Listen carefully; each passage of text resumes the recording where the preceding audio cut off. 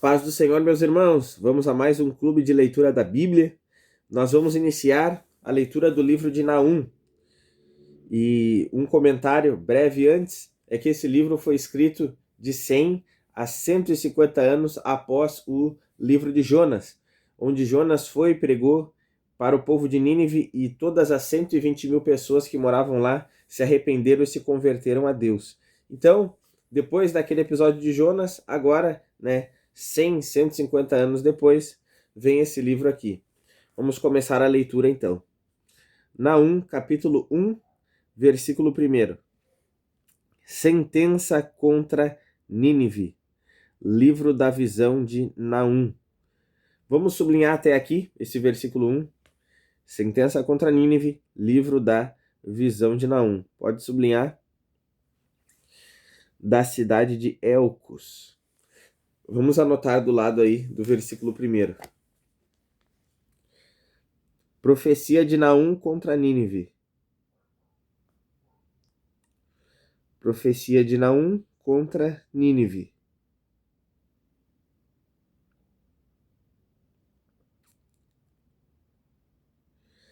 Profecia de Naum contra Nínive. Lembrando que Nínive é a capital da Assíria, ok? Vamos seguir. Versículo 2. O Senhor é Deus zeloso e vingador. O Senhor é vingador e cheio de ira. O Senhor toma vingança contra os seus adversários e reserva indignação para os seus inimigos. Vamos sublinhar todo o versículo 2. Sublinha aí todo o versículo 2.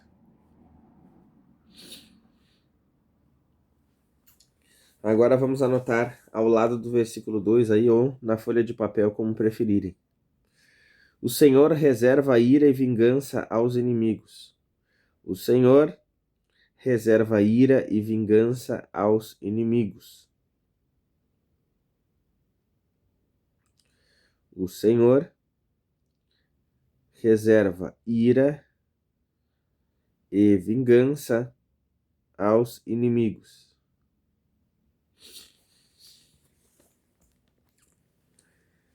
Versículo 3. O Senhor é tardio em irar-se, mas grande em poder, e jamais inocenta o culpado. Vamos sublinhar até aqui o versículo 3. O Senhor é tardio em irar-se, mas grande em poder, e jamais inocenta o culpado. Pode sublinhar isso?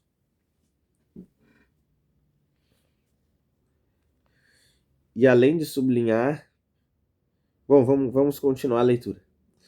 O Senhor tem o seu caminho na tormenta e na tempestade, e as nuvens são a poeira dos seus pés.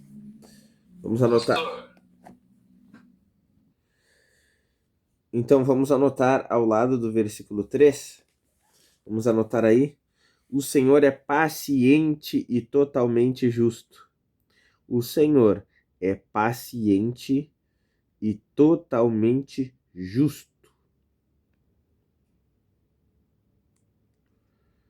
O Senhor é paciente e totalmente justo.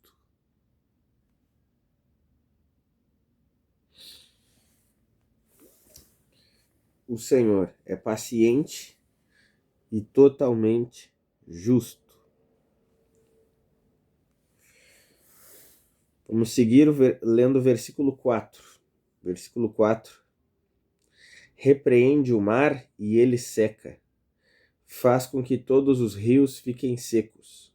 Bazã e o Carmelo desfalecem, e as flores do Líbano murcham. Os montes tremem diante dele, e as colinas se derretem. A terra se levanta diante dele, sim, o mundo e todos os seus moradores. Quem pode suportar a sua indignação? E quem subsistirá diante do furor da sua ira? Pode sublinhar essa parte do versículo 6, tá? O início ali, ó. Vamos sublinhar. Quem pode suportar a sua indignação? E quem subsistirá diante do furor da sua ira?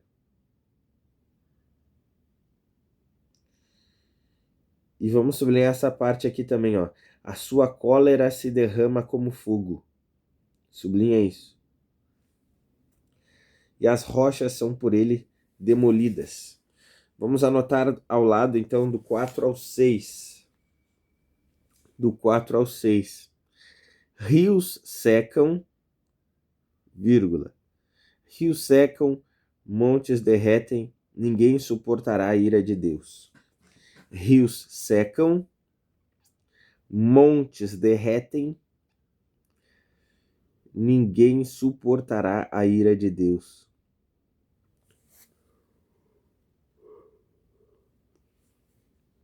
Rios secam, montes derretem,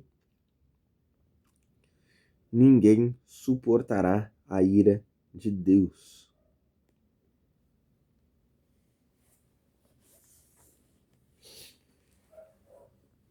Versículo 7. Vamos seguir a leitura no versículo 7. O Senhor é bom, é fortaleza no dia da angústia, e conhece os que nele se refugiam. Pode sublinhar todo o versículo 7. Sublinha todo o versículo 7. Vamos anotar ao lado do versículo 7. O Senhor é bondoso com quem o busca. O Senhor é bondoso com quem o busca.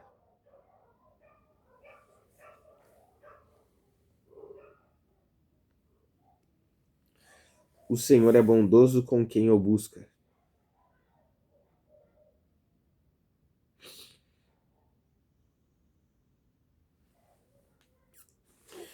O Senhor é bondoso com quem o busca. Versículo 8. Versículo 8. Mas com inundação transbordante, acabará de uma vez com o lugar dessa cidade. Com trevas o Senhor perseguirá os seus inimigos. O que é que vocês estão planejando contra o Senhor? Ele mesmo os consumirá completamente. Angústia não se levantará duas vezes, porque ainda que eles se entrelacem como os espinhos e se saturem de vinho como bêbados, serão inteiramente consumidos como palha seca. Pode sublinhar esse final aqui, ó. Serão inteiramente consumidos como palha seca.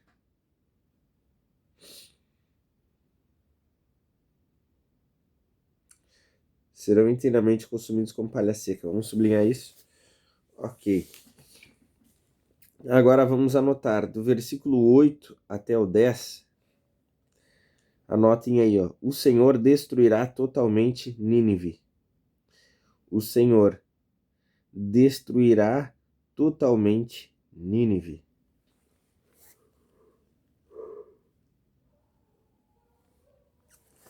O Senhor destruirá totalmente Nínive.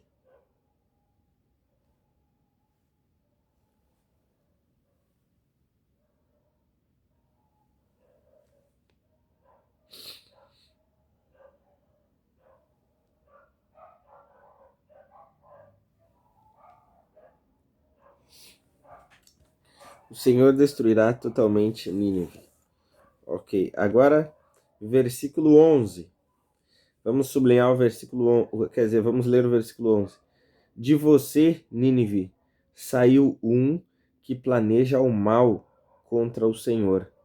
Alguém que aconselha a maldade. Pode sublinhar todo o versículo 11. Sublinha todo o versículo 11.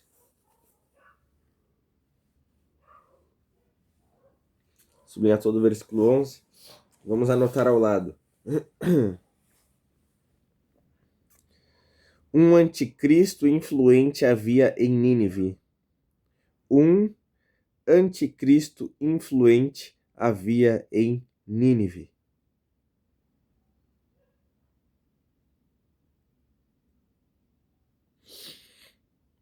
Um anticristo influente havia em Nínive.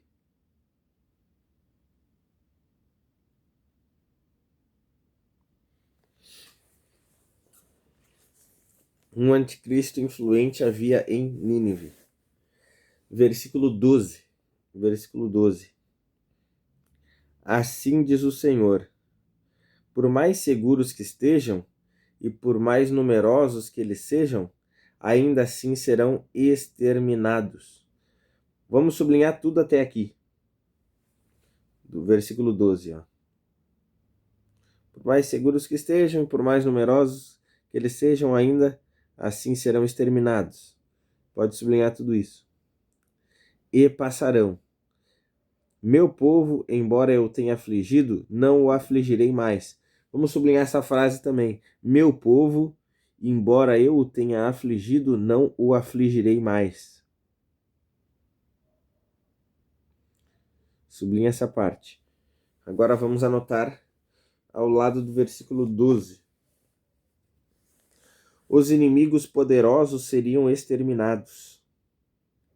Os inimigos poderosos seriam exterminados.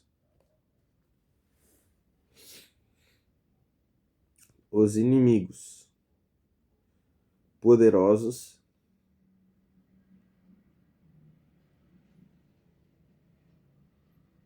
seriam exterminados. Os inimigos poderosos seriam exterminados. Versículo 13. Quebrarei o jugo deles que pesa sobre você e romperei os laços que o prendem. Vamos anotar ao lado do versículo 13. O povo de Deus será livre. O povo de Deus será liberto, melhor. O povo de Deus será liberto. O povo de Deus será liberto.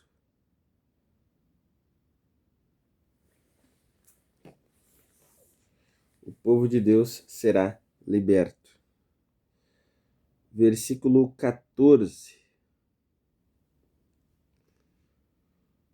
O versículo 14 diz assim: porém, contra você, a Síria, sublinha a Síria, sublinha a Síria. O Senhor deu ordem para que não haja posteridade. Sublinha, não haja posteridade. Que leve o seu nome.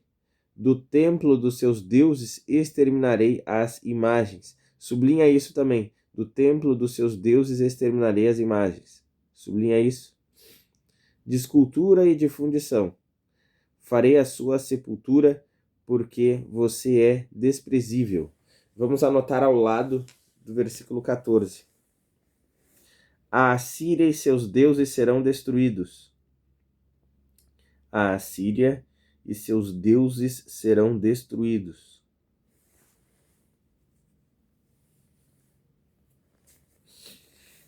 A Assíria e seus deuses serão destruídos.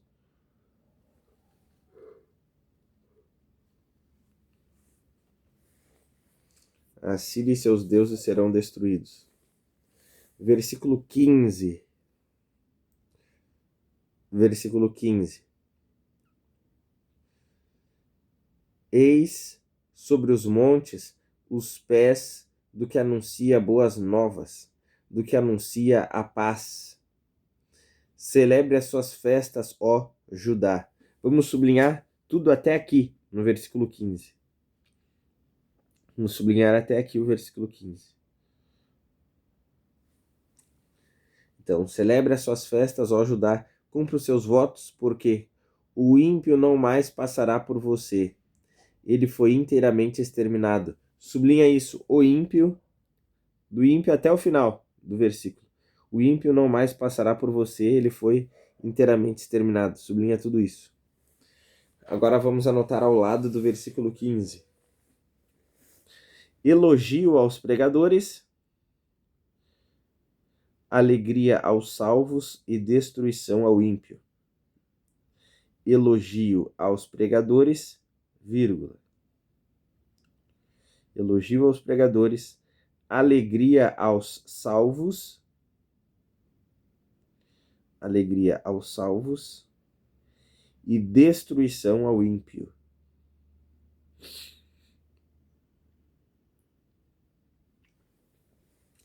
elogio aos pregadores, alegria aos salvos e destruição ao ímpio. Ok. Vamos ler agora as nossas anotações desde o versículo 1. Profecia de Naum contra Nínive. Então, nós vemos aqui por essa leitura, né, meus irmãos, que passou aquela geração de Jonas. Então, passou toda a geração a geração de Nínive, aquela da época de Jonas, em que eles se converteram, né, se arrependeram com a pregação de Jonas. Eles morreram, né, enfim, porque esse livro aqui foi escrito agora 150 anos depois. E agora, né, a gente vê que se levantou uma geração, né, que não estava com a sua vida no Senhor. Então, Deus usa esse profeta para trazer essa mensagem contra Nínive novamente, porque essa geração não foi uma geração fiel a Deus. E por isso, meus irmãos, por isso que é muito importante nós falarmos da palavra de Deus para os nossos filhos, porque Deus não tem netos. Deus não tem netos. Não adianta minhas filhas serem filhas de pastor, não adianta ser filho de crente. É necessário crer no Evangelho, ok? É necessário crer no Evangelho, é necessário os nossos filhos serem ensinados na palavra de Deus, para que eles possam conhecer a Deus e terem um relacionamento com Deus, porque a salvação ela não é transmitida pelo sangue natural, ok? Parece até engraçado isso, mas quando a gente olha lá para o Novo Testamento, a gente vê que o povo judeu, eles achavam que eram salvos só porque eles eram descendência de Abraão. Então eles achavam que automaticamente eles eram de Deus, mas não é assim. Jesus falou para eles, olha só, se vocês são filhos de Abraão, então tenham as obras de Abraão. Jesus disse, Abraão viu os meus dias e ele se alegrou, mas vocês querem me matar. E eles queriam mesmo. Aqueles religiosos lá estavam tramando a morte de Jesus. Então, muito bem lembrado, irmão Kleber, os filhos de Eli eram filhos de sacerdotes e eram muito perversos. A Bíblia chega a dizer que Deus queria matar eles. Terrível. E os filhos de Samuel também não seguiram, né, o exemplo de justiça do seu pai. Então é necessário nós sermos zelosos em transmitirmos a palavra de Deus para os nossos filhos, para que eles possam crer. A única vantagem que os nossos filhos têm é que eles podem aprender desde cedo, entende? A maioria de nós aí se converte adulto já depois de ter passado, né, por tanto sofrimento, ser escravo de tantos pecados, e é como se fosse um tempo da vida que foi desperdiçado, né, no erro. E os nossos filhos, ainda criança, né, eles têm a oportunidade de aprender desde cedo a palavra do Senhor. Então, que a gente faça valer essa vantagem que eles têm, para que eles possam viver uma vida toda na presença de Deus. Então, continuando aqui, depois nós anotamos no versículo 2, o Senhor reserva ira e vingança aos inimigos. Parece um pouco estranho, né, essas palavras fortes assim falando em relação a Deus, mas nós vemos que a Bíblia ensina, né, para a gente não se vingar, porque a vingança pertence ao Senhor. Então ele pode se vingar, porque ele que é justo, entendem? Ele que é o juiz da questão aqui. Então ele pode exercer a sua ira e a sua vingança à vontade, porque ele é ele que tem todas as situações na mão. A gente entrega para ele e ele vai e resolve. Mas também olha o que nós escrevemos aqui. O Senhor é paciente e totalmente justo. Porque nós sublinhamos ali, ó, no versículo 3. O Senhor é tardio em irar-se, mas grande em poder, e jamais inocenta o culpado. Então vejam bem, Deus dá tempo, porque Deus é tardio em irar-se. Então a pessoa está lá no erro, Deus vai dando corda, vai dando tempo ali. Quem sabe essa pessoa se arrepende daqui a pouco. Então Deus dá ali uma margem de tempo que é diferente com cada pessoa, ok? Mas Deus, ele jamais inocenta o culpado, ele jamais vai dizer que o errado é certo, ok? Então a pessoa precisa se arrepender e crer no Senhor Jesus para que ela possa ser perdoada. Mas se isso não acontece, né, a gente vê que o juízo de Deus acaba caindo sobre a vida daquela pessoa. A Bíblia fala lá em Apocalipse, em uma das cartas ali de Jesus para as igrejas, que Jesus fala ali de uma mulher, que ele fala assim, essa Jezabel aí, que era uma mulher que estava influenciando os homens daquela igreja a se prostituir. E Jesus fala assim, eu dei-lhe tempo para que se arrependesse, mas ela não quer. Então ali a gente vê que Jesus fala que ia ser terrível o castigo daquela mulher. Então vejam que Deus dá tempo para as pessoas se arrependerem, ok? Deus dá tempo, Deus é paciente. Mas infelizmente às vezes as pessoas acabam não aproveitando essa janela de oportunidade e acabam se enterrando cada vez mais no mal, infelizmente. Seguindo, depois nós anotamos do versículo 4 até o 6. Rios secam, montes derretem, ninguém suportará a ira de Deus.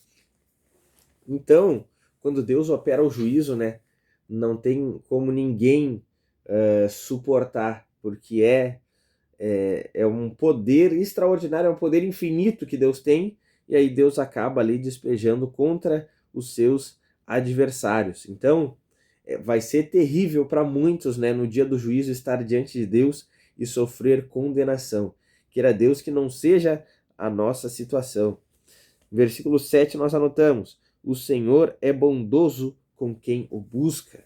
Porque nós sublinhamos ali, o Senhor é bom, é fortaleza no dia da angústia e conhece os que nele se refugiam. Então, ao mesmo tempo que Deus está, vamos dizer assim, julgando alguém, operando castigo, juízo contra alguém, Deus também está amando aqueles que o buscaram, aqueles que se arrependeram, aqueles que se voltaram para ele, entende? Então, o castigo, o juízo, vamos dizer que é o plano B, porque essas pessoas não aproveitaram a oportunidade que elas tiveram de usufruir da bondade, da misericórdia de Deus, da bênção de Deus.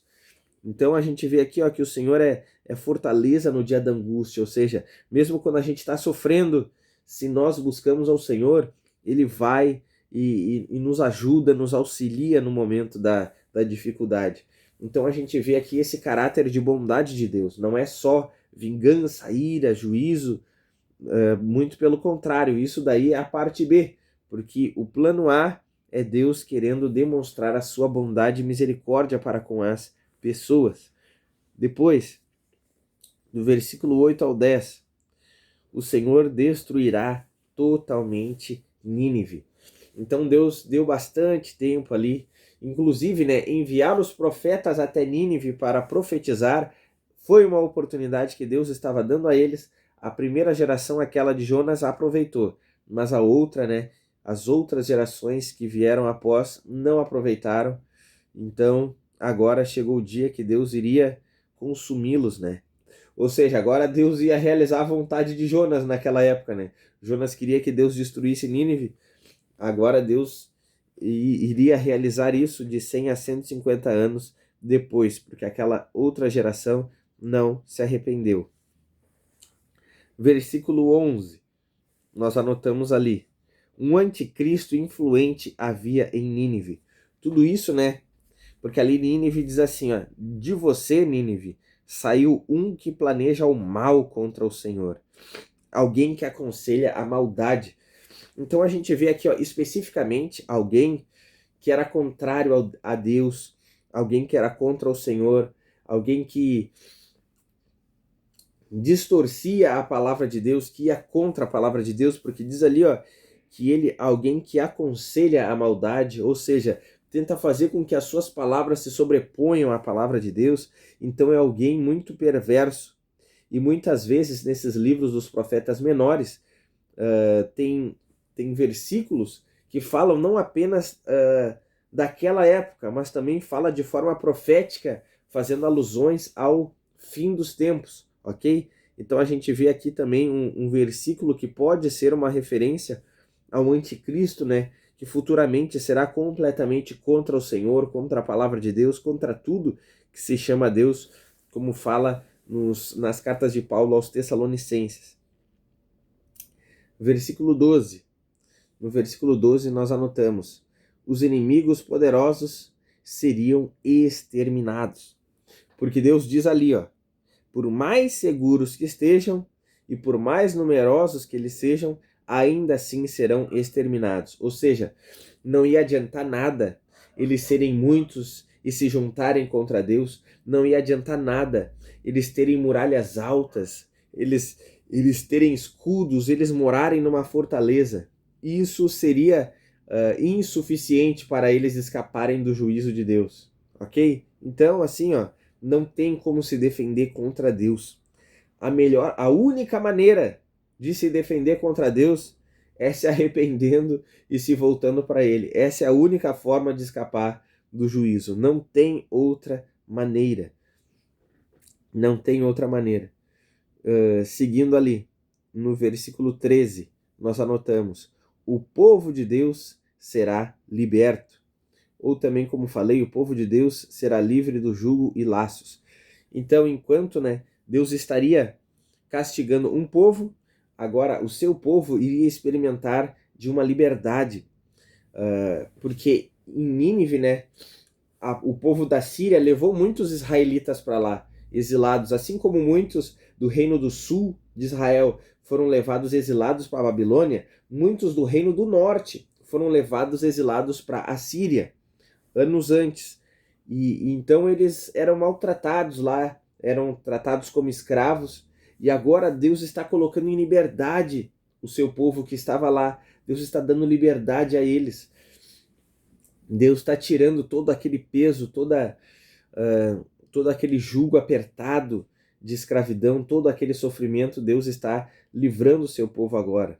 E da mesma forma, né, futuramente, nós seremos completamente libertos de todo e qualquer tipo de sofrimento, porque a Bíblia fala em Apocalipse: não haverá choro, não haverá dor, pranto, luto, tristeza, porque todas essas coisas já passaram. Eis que tudo se fez novo. Então, olha que coisa maravilhosa. Assim como o povo de Israel foi liberto ali do sofrimento, nós também seremos completamente libertos de todo e qualquer tipo de sofrimento futuramente. Essa é uma promessa de Deus extraordinária. Versículo 14 nós anotamos: a Assíria e seus deuses serão destruídos. Então a gente vê que, além de não se voltar para Deus, né, aquela geração que se levantou muito tempo depois de Jonas, a gente vê que eles voltaram a adorar os seus deuses, né? Voltaram a adorar imagens de escultura. E agora, então, Deus diz que iria destruir aquela cidade, iria destruir os seus deuses também. Versículo 15. Versículo 15 nós anotamos: elogio aos pregadores, alegria aos salvos e destruição ao ímpio. Porque nós sublinhamos ali, ó: eis sobre os montes os pés do que anuncia boas novas, do que anuncia a paz. Isso também está escrito em Isaías, e lá no Novo Testamento também é feita uma referência desse versículo aqui. Eis sobre os montes os pés dos que anunciam as boas novas, do que anuncia a paz. Isso mostra, né? Pode falar. Então, quando fala assim, né, eis sobre os montes, a gente entende também, né, que quando Cristo voltar, a Bíblia diz, né, que ele vem saltando sobre os montes, isso falando lá no livro de Cantares, no livro de Cânticos de Salomão, e também mostra que os salvos, né, estarão no monte do Senhor. Então, quando destaca aqui, né, eis sobre os montes os pés do que anuncia as boas novas, do que anuncia a paz, Deus coloca em destaque, assim, aqueles que pregaram o evangelho, aqueles que semearam a palavra de Deus no coração das pessoas, porque serão galardoados, serão recompensados por isso. A vida dos profetas foi muito sofrida, né? Porque muitos deles morreram de forma brutal, porque eles tinham uma mensagem de confronto para uma nação rebelde que não queria ouvi-los e muitas nações malignas, né, então fizeram mal para eles. A Bíblia fala de mortes terríveis, de serem cerrados pelo meio, de serem arrastados, né, pelas carruagens, pela cidade, enfim, coisa terrível que eles sofreram. Mas, naquele grande dia, né, eles serão colocados em destaque e receberão galardão da parte de Deus. Olha como Deus é maravilhoso, como Deus é justo, né? E aí, depois de dar uma ênfase aos pregadores, fala assim, ó: celebre as suas festas, ó Judá, cumpra os seus votos. Então mostra que o povo salvo, né, o povo de Deus, vai estar em alegria, vai estar em gozo, em prazer eterno na presença de Deus.